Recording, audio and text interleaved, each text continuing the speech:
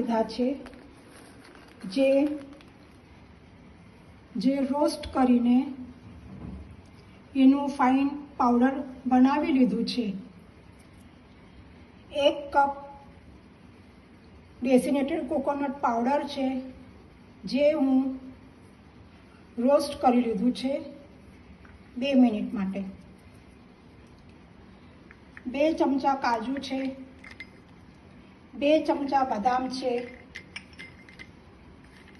આ બંનેને પણ 1 મિનિટ માટે રોસ્ટ કરવાનું છે. 7 થી 8 અંજીર લીધા છે અને 1 કપ ડેટ્સ એટલે ખજૂર લીધા છે. એ બંનેને મિક્સરની જારમાં ગ્રાઇન્ડ કરી લેવા.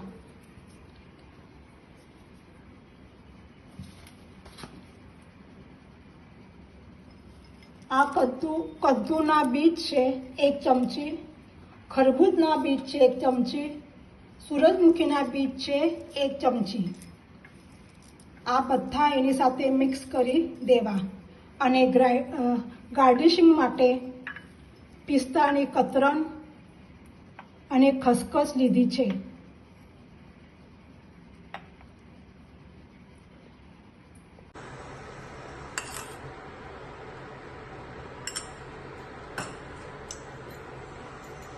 અને ખજૂર અને અંજીરનું બંને આનામાં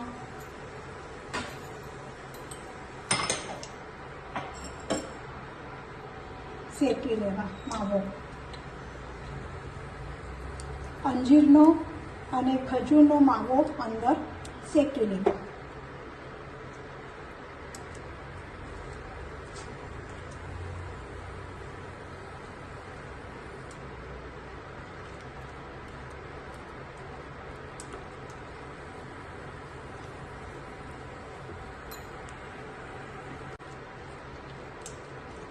મિક્સ થાય એટલે એના અંદર મખાણાનો પાવડર, જે મખાના પાવડર છે એ અંદર નાખી દેવું.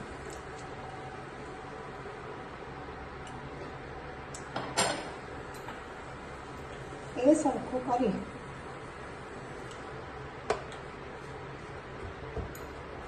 કોપરાનું છીણ નાખવો.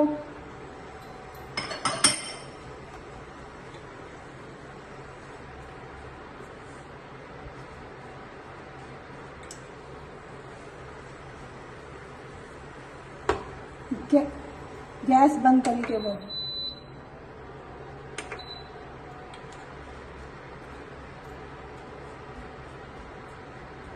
ડ્રાયફ્રૂટ્સનો પાવડર અંદર નાખી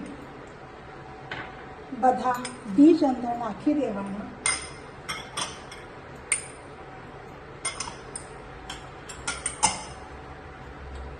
અને સરખી રીતે હલાવીને એનો એક ઘટ્ટ એવો એક લોટ જેવો બાંધી લેવાનો.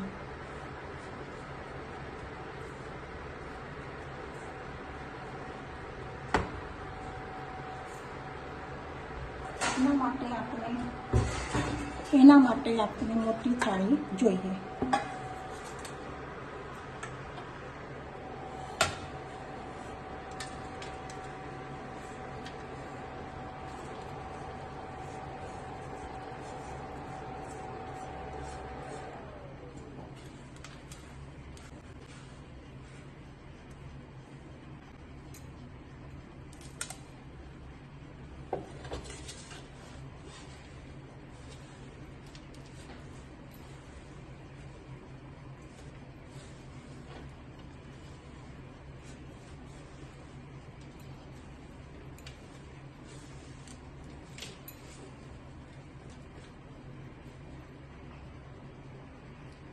બધાનું તેલ હતું તૂપ એના અંદર સરખું કરી દીધું.